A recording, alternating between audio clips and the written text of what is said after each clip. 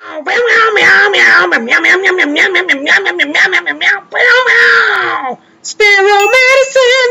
Hey guys, it's your pal, Sparrow Medicine, and I'm about to go to I believe it's 1380 Big AM radio station to read poetry, and I'm going to record that, and I'll show you the video afterwards. Banana. Honor. What is it? We saluting me here. They don't know.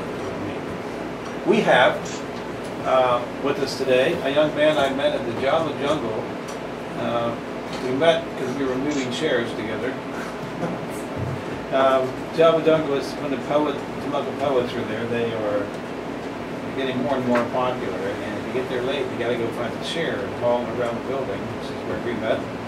And his name's Gabriel Sowers, right? Yep. And he got up and read a couple poems, and I was proud of you because you made a mistake and kept going. Yeah? Yeah, and I'll do me a favor, push the mic up a little bit so direct's important. Right, like that? Yeah. And you did. I think you did two that night. Yep. And the second one I really liked. First was okay too, but the second one I remember the last line. You had the last line. It's like you're like, pretty good.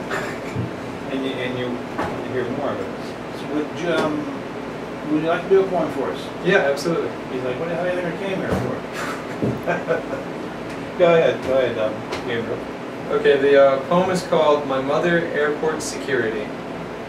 I watched this shadow that was a man breathe the saline air while he washes his socks, probably his last pair at the beach shower made for the tourists, to wash sand off of their feet so that they aren't uncomfortable, so they remember comfort and not the grit, so they come again and make this city out to be something it isn't.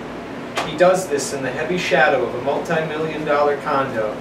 He does this in the dark so that he isn't bothered. He makes me uncomfortable. Just one more grain of salt, rubbing at the sore spot that houses my soul. So I leave, to sit outside of my apartment, and the cat with the raccoon roadkill fur comes out. This cat knows loneliness. It knows the loneliness of a well-aimed kick, the one that comes when you're so far down you fear you might have somersaulted into open water because you don't know which way is up, or if you can get there. I just finished living in my car for 2 months. I never drove until I was 25. And a few months later, I was living in my car with my brand new license. I've made it out for now. My friend Brian made it out years ago. Then he blew a tire, probably a Firestone. He had to drive to be able to work. It was too far to walk, and the cold was too hard to carry on his shoulders. The lonely ice of Cedar Rapids was too much. He asked Tony to borrow a shotgun. I know Tony told me. And Tony said, "No, man, I can't let you do that." So Brian saved up and blew his brains out with a Walmart special. Some of us just don't make it out. Growing up, they never tell you about how for them the days stretch too thin, and the people wash over their souls, only adding more rain to soggy cigarette lives. I miss him because he never knew me well enough to know me. Thank you. And the name of that? It's My Mother Airport Security. Hi, Mom. Is Mom listening? I hope so. Yeah, where is she? Ormond by the Sea, with her dog Widget. Oh, she doesn't need to know the website. Usually Mom's in somewhere up in Michigan. That's good. That last line, great line. Read that again, please. All right. It's I miss him because he never knew me well enough to know me. Yeah, well, you could say that about a lot of people, couldn't you? I think. I've never heard it put that way. I like it. We're kind of hurrying here. Gabriel, I kind of gave you a little news story. Would you rather read another poem, or would you rather read that news story? It's up to you. I could read a poem, or I could read the story. No, it's up to you. I'll read the poem. Good. That's a good choice. All right. This one's called 198.9. I'm heartbroken.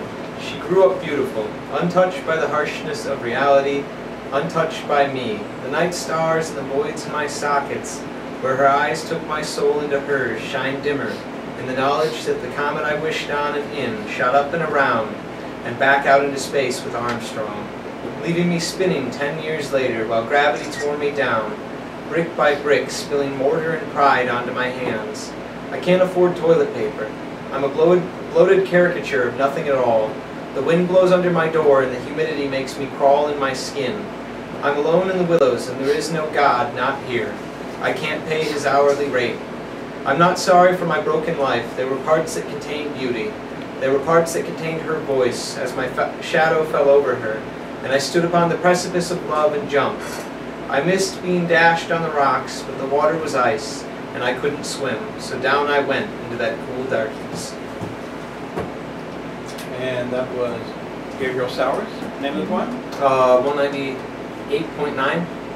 Okay, are we going to see you That was at, nice. are we going to see you at Java Jungle Yep. in April? Yes, This is April. The third Tuesday, right? I believe so, yeah. Yeah.